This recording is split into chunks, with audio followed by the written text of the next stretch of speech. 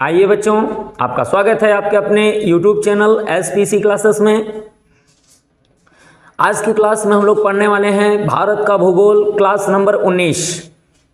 और class number 19 का जैसा कि आप टॉपिक देख रहे हैं कौन सा है, तो भारतीय झीलें एवं उनके जो प्रकार होते हैं उनके बारे में आज हम लोग संपूर्ण अध्ययन करेंगे। बिल्कुल भारत की एक एक राज्य की जो सबसे प्रमुख झीलें हैं उनके बारे में हम लोग पढ़ेंगे और देखेंगे कि वो जो झीलें हैं उनका निर्माण कैसे हुआ है और वो झीलें किस राज्य में स्थित हैं, उनकी विशेषता क्या है। तो आइए हम लोग अपने टॉपिक पर सीधे चलते हैं, बिल्कुल एक भी मिनट की देरी किए बिना।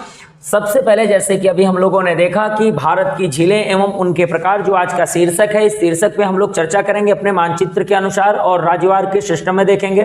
तो सबसे पहले हम लोग आपको लेके चलते हैं कि अपने भारत में जो झीलें फिलहाल हैं वो मुख्यतः कितने प्रकार से पाई जाती हैं, या पूरे दुनिया में जो झीलों के कुछ प्रकार होते हैं तो विशेषतः मुख्यतः कितने प्रकार होते हैं। तो जैसा कि आप देख पा रहे हैं कि अपने भारत ही नहीं पूरी दुनिया में अगर हम लोग देखेंगे तो जो झीलों के प्रकार होते हैं, नंबर 1 विवर्तन की झीलें होती हैं, यानी कि जहां पर कुछ परिवर्तन करके जमीन के आगे पीछे की खिसक जाने के आसपास जो परिवर्तन होते हैं, जो धसाव से एक जगह निर्मित होती है, उसे हम विवर्तनिक झील कहते हैं। वायु निर्मित झीलें कौन सी होती हैं, यानी कि जिस तरीके से लोएस जैसे बड़े मैदानों में जहां पर वायु के तीव्र तूफान चलते हैं तो वहां पर मिट्टी को उड़ा करके जो वायु ले जाती है तो उसकी जगह पर एक खाली स्थान होता है जहां पर पानी का जल भराव हो जाता है, वो वायु निर्मित झीलें होती हैं। ज्वालामुखी निर्मित झीलें वो झीलें होती हैं जो कि ज्वालामुखी के क्रेटर, यानी क्रेटर पर मुख पर, ज्वालामुखी के मुख पर जब विस्फोट हो जाता है तो उसका जो मुख है वो ऊपर की तरफ बिल्कुल उड़ जैसा जाता है, यानी कि बिल्कुल एक श्रृंखला चोटी जो होती है उसके मुख को पूर्ण रूप से ध्वस्त कर दिया जाता है। परंतु कुछ ही वर्षों में ऐसा होता है कि उसमें मैग्मा उसके मुख में जमा हो जाता है और जब कभी वो कटोरी नुमा हो जाती है बिल्कुल, तो जब पानी बरसता है तो उसमें पानी भर जाता है। तो ऐसी झीलों को हम लोग ज्वालामुखी झीलें कहते हैं। दूसरा जैसे कि अभी हम लोग देख रहे हैं लैगून झीलें। लैगून झीलें भारत के ही नहीं पूरी दुनिया के तटवर्ती झीलें होती हैं। ये झीलें अगर देखा जाए तो समुद्र से लगे हुए राज्यों के आसपास होती हैं, जहां पर जिनका निर्माण यानी कि समुद्री जल से एक अवरोधिका के बिल्कुल बनने से होता है, यानी कि वहां पर धीरे धीरे बालू का अवरोध आ जाता है और वह धीरे धीरे झील समुद्र तट से लगी हुई होती है जो कि बाद में बंद सी दिखाई देती है। तो ऐसी झीलें जिनमें कभी पानी समुद्र से आया रहा होगा परंतु वर्तमान में नहीं, ऐसी झीलों को लैगून झील कहते हैं।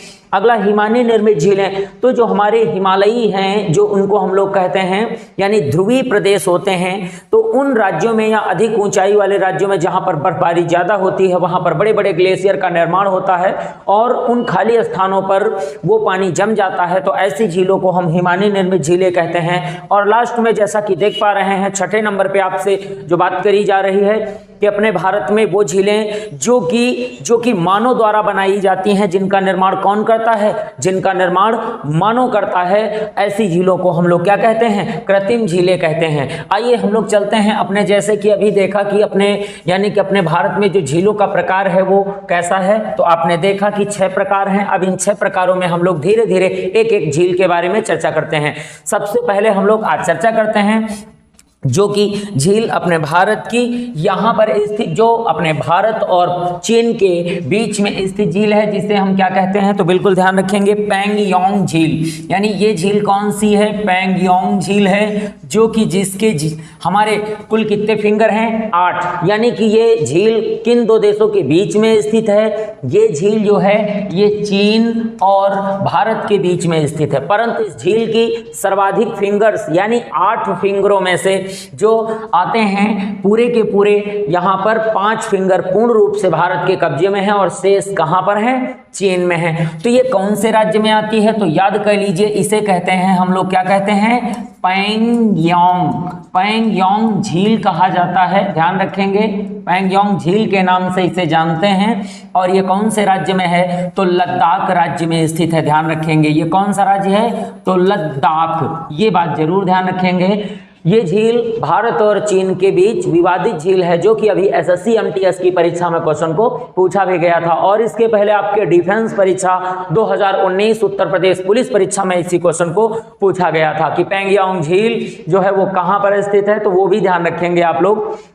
अब हम लोग चलते हैं कि अपने भारत में यहीं पर जम्मू कश्मीर JNK जम्मू कश्मीर में एक झील आती है जिसे हम क्या कहते हैं, वुलर झील। वुलर झील के नाम से जाना जाता है। और वुलर झील अपने भारत की, क्वेश्चन बिल्कुल याद कर लीजिएगा, भारत की सबसे मीठे पानी की जो सबसे बड़ी झील है वो कौन सी झील है। तो बिल्कुल याद रखेंगे ये प्रश्न को कि भारत की मीठे पानी की सबसे बड़ी झील जिसे कहते हैं तो कौन सी है, ध्यान रखेंगे यही वुलर झील है जो कहाँ स्थित है, जम्मू कश्मीर में स्थित है, जो अपने भारत की मीठे पानी की सबसे बड़ी झील है। अब हम लोग देखते हैं कि यहीं पर वुलर झील जम्मू कश्मीर के साथ साथ आ जाता है आपकी डल झील। बिल्कुल आप अच्छी तरीके से जानते हैं ये कौन सी है, ये इसे हम लोग कहते हैं डल झील। और क्वेश्चन ये आता है जम्मू कश्मीर की डल झील एक ऐसी झील है जिसमें बजरे चलाए जाते हैं। Question very very most question आपका होता है कि क्वेश्चन ये आता है भारत की डल झील में बजरे चलते हैं। बिल्कुल याद रखेंगे बजरे चलते हैं। वो झील का नाम कौन सी, बजरे किसे कहा जाता है, तो ये जम्मू कश्मीर की अपनी स्थानीय बोलचाल की भाषा में बजरे जो झील के अंदर मकान निर्मित होते हैं यानी कि बोट हाउस जिसे कहते हैं, वहाँ पर उसे बजरे कहा जाता है। तो यहाँ पर चलते फिरते होटल, चलते फिरते घर मात्र कौन सी झील में होते हैं, ध्यान रखेंगे आपकी झील का नाम है डल। और वुलर झील मीठे पानी की सबसे बड़ी झील है। आपको बता दें कि जो झीलें हमारी हिमालय में निर्मित हैं, हिमालय में बनी हुई हैं, सारी की सारी झीलों का निर्माण हिमानीकृत हुआ है क्योंकि ये बर्फ के जमने से बनती हैं। और इनकी सबसे बड़ी विशेषता होती है कि ये झीलें जो होती हैं इनमें सदैव जो पानी होता है वो मीठा पानी होता है और ताज़ा पानी होता है। ताज़ा का मतलब होता है प्रतिदिन बर्फ के गिरने से जो पानी का निर्माण होता है उसे ताज़ा पानी कहा जाता है। परंतु समुद्र का पानी सैकड़ों हजारों करोड़ों वर्ष पहले हुई भारी बरसात से जमा हुआ है, वर्तमान की बरसात तक का पानी जमा है, इसलिए समुद्र के पानी को हम लोग पुराना पानी कहते हैं, परंतु बर्फ के पानी को हम लोग जो है ताजा पानी के नाम से जानते हैं। तो चलते हैं हम लोग अपने अगले प्रश्न की ओर चलते हैं। एक होती है आपकी वुलर झील, डल झील और कौन सी, पैंगोंग झील। ये दो देशों की बॉर्डर की विवादित झील है, परंतु ये जम्मू कश्मीर की मुख्य झीलें हैं। अब हम लोग चलते हैं अपने, अगर यहाँ पर देखेंगे ये हमारे कहाँ का हिस्सा आता है, ये हिमाचल प्रदेश का हिस्सा आता है। हिमाचल प्रदेश में जिसे हम व्यासकुंड झील कहते हैं, तो ये हिमाचल प्रदेश में स्थित है। कहाँ पर है, ध्यान रखेंगे हिमाचल में स्थित है। और इसे क्या कहा जाता है, इसे कहते हैं व्यासकुंड झील के नाम से जानते हैं। और ये व्यासकुंड जो झील है, ये झील से ही व्यास नदी का उद्गम स्थल होता है, ध्यान रखेंगे हिमाचल प्रदेश में स्थित होती है। और दूसरा देखेंगे यहाँ लद्दाख राज्य में, अगर हम थोड़ा ऊपर की ओर चलते हैं तो यहाँ पर एक झील है जिसे नागिन झील कहा जाता है, नागिन झील के नाम से जानते हैं। और इसी के यहीं पास में दूसरी लद्दाख में झील है नाग झील जिसे कहते हैं, नाग यानी नाग झील, जिसे शेष नाग के नाम से भी जाना जाता है। क्या कहते हैं, शेष नाग झील कहते हैं। तो ये दोनों क्वेश्चन आपको याद कर लेने हैं। शेष नाग झील जो है कहां पर स्थित है, लद्दाख में आ जाती है। नागिन झील कहां थी, यहीं लद्दाख के एरिया में, जो पहले कभी जम्मू कश्मीर का हिस्सा हुआ करता था। और वुलर झील जम्मू कश्मीर में होती, डल झील जम्मू कश्मीर में है। और व्यासकुंड झील कहां पर है, हिमाचल प्रदेश में है। और पैंगोंग झील दो देशों की विवादित झील है, इसे ध्यान रखेंगे। अब हम लोग चलते हैं अपने उत्तराखंड की ओर चलते हैं। तो उत्तराखंड में एक क्वेश्चन और मैं आपको बताऊं कि जब भी कभी जम्मू कश्मीर यानी लद्दाख की झीलों का नाम आए और उनमें से एक शब्द याद रख लें, नाग या फिर नागिन करके अगर आपका प्रश्न आता है तो नाग या नागिन करके प्रश्न आपको मिलता है, कोई झील का नाम मिलता है तो वो झील लद्दाख या जम्मू कश्मीर की ही 100% है। ये कंफ्यूज नहीं होना। नाग नागिन करके जो झीलें होती हैं भारत के कौन से राज्य में स्थित हैं, तो पहले के जम्मू कश्मीर, परंतु वर्तमान के कौन सा राज्य होता है, लद्दाख और जम्मू कश्मीर दोनों हो सकता है। अब हम लोग चलते हैं अपने अगले राज्य की ओर चलते हैं। अब हमारा यहाँ पर देखेंगे तो राज्य आ जाता है, बिल्कुल ये राज्य आ जाता है उत्तराखंड का। ये जो पूरा का पूरा हिस्सा है, यहाँ पर बहुत सारी झीलें आती हैं उत्तराखंड में, बिल्कुल पर्वतीय घाटियों में बहुत सारी झीलें हैं। तो अब इनके केवल नाम पढ़ना है। यहाँ पर देखेंगे तो सबसे पहले एक प्रश्न याद कर लें कि उत्तराखंड की झीलें यानी यूके की झीलें ताल से संबंधित होती हैं, यानी यूके उत्तराखंड की झीलें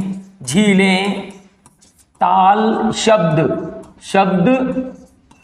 से जो है, ताल शब्द से उनका अंत होता है, ठीक है, ताल शब्द से अंत, यानी उनकी झील के नाम का जो अंत होता है वो किस शब्द से होता है, वो ताल शब्द के नाम से उन झीलों के नाम का अंत होता है। जैसे कि इनके नाम हम लोग, यूके की झीलों के नाम हम लोग अपने दूसरे साइड की ओर देखते हैं और इन्हीं झीलों के नाम आप अपने नोट्स में कंप्लीट कर लीजिए। यूके की झीलों की अगर हम चर्चा करें तो जैसे कि देखेंगे, अभी सबसे पहले यहाँ देखेंगे जिसे हम लोग कहते हैं खुरपा ताल कहा जाता है, यानी खुरपा ताल झील। तो देखो यहाँ पर खुरपा के बाद क्या लग गया, ताल, खुरपा ताल, ठीक है। और दूसरा जैसे देखेंगे भीम ताल, माता ताल, ठीक है, माता ताल और भीम ताल, माता ताल, खुरपा ताल और नौकुचिया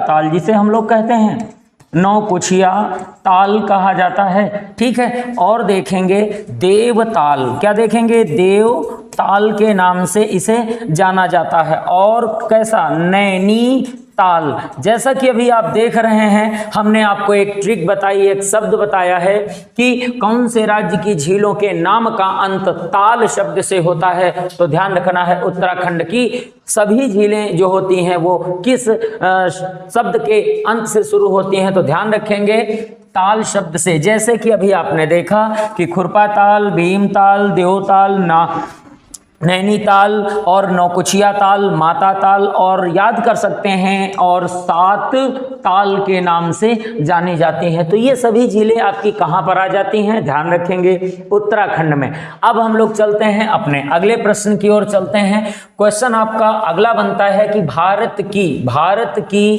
सबसे कौन सी, ये वाली आपकी है वूलर, याद रखेंगे, ठीक है, वूलर, और ये हो गई आपकी डल, ध्यान रखना। अब हम लोग क्वेश्चन चलते हैं कि अपने भारत में सबसे बड़ी मानव निर्मित झील, तो क्वेश्चन हो जाता है भारत की सबसे बड़ी, ठीक है, भारत की सबसे बड़ी मानव निर्मित शब्द लिखा भी हो सकता है या फिर कृत्रिम भी लिखा हो सकता है, कृत्रिम झील ये कौन सी है, तो ध्यान रखेंगे यहाँ पर आपका पंजाब राज्य आता है और ये पंजाब में स्थित है, जिसका नाम बिल्कुल यहीं से हम लोग करेंगे, इसका नाम है पंडित गोविंद वल्लभ, पूरा नाम नोट कर लीजिएगा, पंडित गोविंद वल्लभ पंत, ठीक है, यानी पंडित गोविंद वल्लभ पंत, इसे झील के नाम से जाना जाता है, जो कि ये कहाँ पर स्थित है, पंजाब राज्य में स्थित है, ठीक है। तो यहाँ ध्यान रखेंगे ये झील जो है ये कहाँ पर स्थित है, ये पंजाब राज्य में स्थित झील है, जो कि अभी आपने देखा अपने भारत की मानव निर्मित सबसे बड़ी झील है। और इसकी सबसे बड़ी विशेषता क्या है कि ये जो झील बनी हुई है ये आपकी जो कही जाती है सतलज नदी पर जो भाखड़ा नंगल बांध बनाया गया है, उसी बांध पर बने हुई झील को हम लोग क्या कहते हैं, पंडित गोविंद वल्लभ पंत झील के नाम से इसे जाना जाता है। इसे मानव द्वारा बनाया गया भारत की सबसे बड़ी कृत्रिम झील भी कहते हैं, ध्यान रखेंगे। चलते हैं हम लोग अपने अगले प्रश्न की ओर चलते हैं। यहाँ पर आपका पंजाब के बाद देखते हैं तो यहाँ राजस्थान आ जाता है। ठीक है, राजस्थान। तो राजस्थान की हम कुछ झीलों की चर्चा करते हैं। तो सबसे पहले देखते हैं यहाँ पर झील है जिसे पुष्कर झील के नाम से जानते हैं। पुष्कर, ठीक है, इसे हम क्या कहते हैं? पुष्कर झील के नाम से इसे हम लोग जानते हैं। और ये झील किस राज्य में स्थित है? ये आरजे राज्य में स्थित है, राजस्थान में। अब दूसरा यहाँ पर हम देखते हैं कि और कौन सी झील है जिसे सांभर झील कहते हैं। सांभर झील के नाम से इसे जाना जाता है और ये जो झील स्थित है ये राजस्थान पे स्थित है। अब यहाँ पर प्रश्न आता है कि भारत में कौन से राज्य की झीलों से सर्वाधिक नमक का उत्पादन किया जाता है? बिल्कुल याद कर लीजिएगा, भारत के राजस्थान राज्य की झीलों से सबसे ज्यादा नमक का उत्पादन किया जाता है। और क्वेश्चन आपका होता है नमक उत्पादन करने वाली भारत की सबसे बड़ी झील कौन सी है? सांभर झील। क्वेश्चन एक बार फिर से याद कर लें, नमक उत्पादन करने वाली सबसे बड़ी झील। ठीक है, क्या याद करेंगे? सबसे बड़ी झील कौन सी है? तो ये बिल्कुल आप सांभर झील का नाम नोट कर लीजिएगा। ये है जो सबसे ज्यादा भारत में नमक का उत्पादन करती है। पुष्कर झील राजस्थान की अरावली पर्वत श्रृंखला पर स्थित झील है और यही झील से ही लूनी नदी का उद्गम स्थल होता है। ध्यान रखेंगे। दूसरी छोटी छोटी झीलों की चर्चा करते हैं। तो यहाँ राजस्थान में ही एक झील का नाम जयसमंद के नाम से जाना जाता है और दूसरी झील को हम क्या कहते हैं? राजसमंद झील के नाम से जाना जाता है। अब बिल्कुल याद कर लीजिए, ये झील कहाँ पर? पंजाब में आती है। यानी कि जो पंडित गोविंद बल्लभ पंत की झील है वो पंजाब में आती है। और आपने यहाँ पर देखा ये आरजे की झीलें हैं, राजस्थान की झीलें हैं। ये कौन कौन सी? पुष्कर झील, सांभर झील, जयसमंद झील, राजसमंद झील। यानी ये झीलें कहाँ चली जाती हैं? ये आपकी चली जाती हैं राजस्थान में। अब हम लोग चलते हैं गुजरात में। चलते हैं गुजरात में एक झील महत्वपूर्ण रूप से स्थित है जिसे क्या कहते हैं? इसे नल सरोवर के नाम से जाना जाता है। वेरी वेरी मोस्ट क्वेश्चन होता है, ये कहाँ पर स्थित है? बिल्कुल याद रखेंगे, GJ। यानी गुजरात राज्य की सबसे इंपॉर्टेंट अगर कोई झील है तो नल सरोवर झील है, जो कि कहाँ पर है? गुजरात राज्य में ही स्थित है। अब हम लोग चलते हैं और देखते हैं यहाँ पर क्वेश्चन आता है कि ये जो सिक्किम राज्य आप देख पा रहे हैं, जैसा कि बिल्कुल ऊंचाई पर उठा हुआ जो हमारा राज्य है, ये कौन सा है? सिक्किम राज्य है। तो आइए यहाँ पर हम लोग देखते हैं, यहाँ पर एक हमारी झील है जिसे हम क्या कहते हैं? सिक्किम की चुल्हामू झील। क्वेश्चन क्या बनता है? इसे हम कहते हैं चुल्हामू झील के नाम से इसे हम जानते हैं। और क्वेश्चन ये है कि भारत की सबसे अधिक ऊंचाई पर स्थित झील का नाम क्या है? बिल्कुल याद कर लें। क्वेश्चन क्या बनता है? क्वेश्चन बनता है भारत की सर्वाधिक ऊंचाई पर स्थित झील। ये क्वेश्चन बिल्कुल सर्वाधिक ऊंचाई पर स्थित झील, ठीक है, स्थित झील ये कौन सी है? ध्यान रखेंगे, भूलेंगे नहीं। ये झील जो है आपकी चुल्हामू है। राज्य कौन सा है? बिल्कुल याद रखेंगे, सिक्किम राज्य है जहां पर यह झील स्थित है। और सिक्किम में फैली हुई पर्वत श्रृंखला का नाम है कंचनजंगा।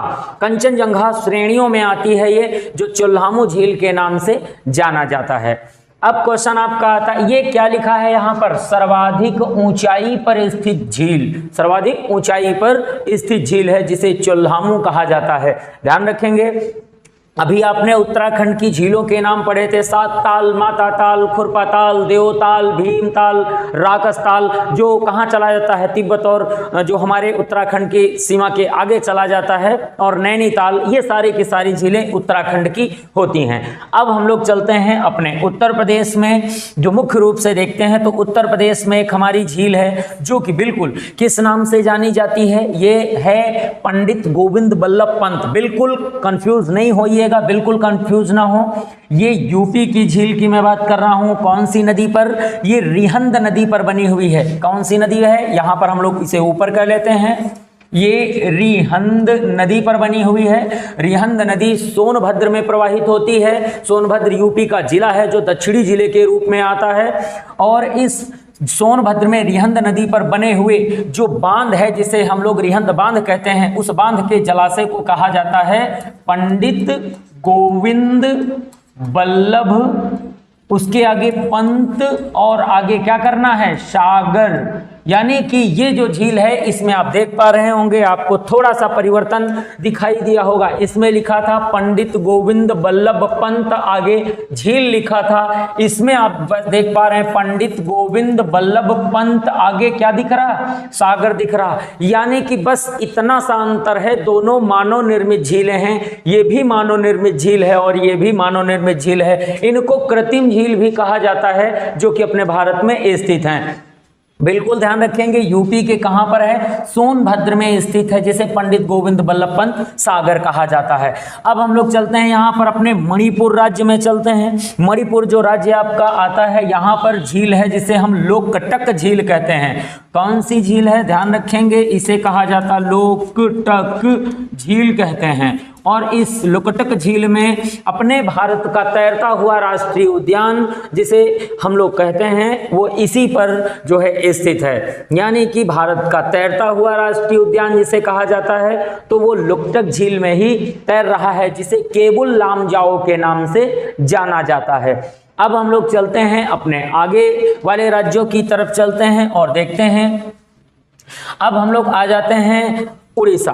उड़ीसा की तरफ आ जाते हैं। यहाँ पर उड़ीसा है और उड़ीसा में एक झील आती है जिसे हम क्या कहते हैं, ध्यान रखेंगे, इसे चिल्का झील कहा जाता है। चिल्का झील के नाम से इसे जाना जाता है और यह भारत की सबसे अधिक, ध्यान रखेंगे, यानी कि भारत की सबसे बड़ी झील कही जाती है। तो पहला प्रश्न क्या बना, पहला क्वेश्चन होता है भारत की सबसे बड़ी झील। ध्यान रखेंगे, बड़ी झील, ये इस प्रश्न का आंसर ये हो जाता है। फिर क्वेश्चन क्या होता है, ध्यान रखेंगे, भारत का सबसे बड़ा लैगून झील, इसे क्या कहते हैं, लैगून झील कहते हैं। ये भारत की सबसे बड़ी लैगून झील है। और अगला क्वेश्चन इसी का आंसर क्या करता है, ध्यान रखेंगे, क्वेश्चन फिर से ध्यान रखेंगे कि भारत की सबसे बड़ी गोखुर झील, ध्यान रखेंगे, इसे क्या कहते हैं, ध्यान रखना एक एक प्रश्न को भाई, गोखुर के नाम से इसे जाना जाता है, गोखुर झील कहा जाता है। ये भारत की सबसे बड़ी गोखुर झील के नाम से जानी जाती है। भारत की सबसे बड़ी लैगून झील कही जाती है और भारत की सबसे बड़ी झील कही जाती है। और क्वेश्चन एक बार याद कर लीजिएगा, क्वेश्चन होता है भारत की सबसे बड़ी खारे पानी की झील। ये भी आप याद कर लीजिएगा, अपने भारत में सबसे बड़ी खारे पानी की झील कौन सी है, तो इसका आंसर भी आप यही करेंगे। यानी कि जैसे कि अभी प्रश्न आप देख रहे हैं, इन सभी प्रश्नों का बिल्कुल एक आंसर है, जो कि कहाँ, चिल्का झील कौन से राज्य की है, उड़ीसा राज्य की है। अब इसकी मुख्य विशेषताएं जान लीजिएगा।